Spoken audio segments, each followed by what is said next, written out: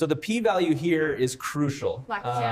Does that contradict the null hypothesis? Yeah, good question. No, it actually supports. All right, let's talk about a powerful tool economists use to measure change: statistical index numbers. You always hear about inflation, right? But how do they actually calculate it? Well, it's all things to a clever little thing called an index number. The idea is simple. You compare now to then, and then is always set to a value of 100.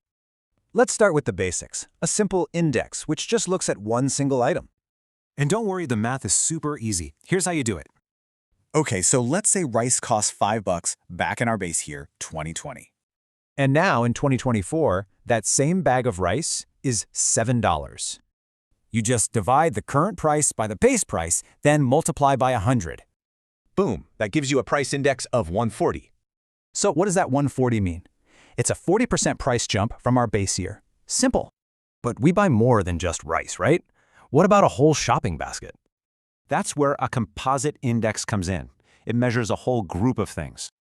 You've definitely heard of the Consumer Price Index, or CPI. That's a famous one.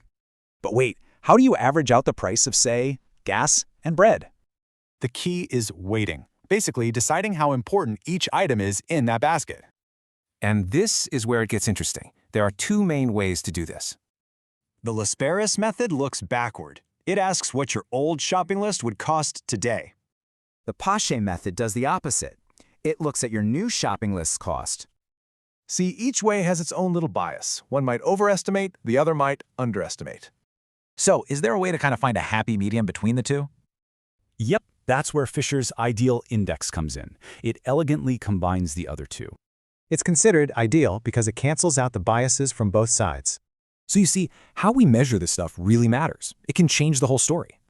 Which leaves us with a big question. If our shopping basket is always changing, what are we really measuring?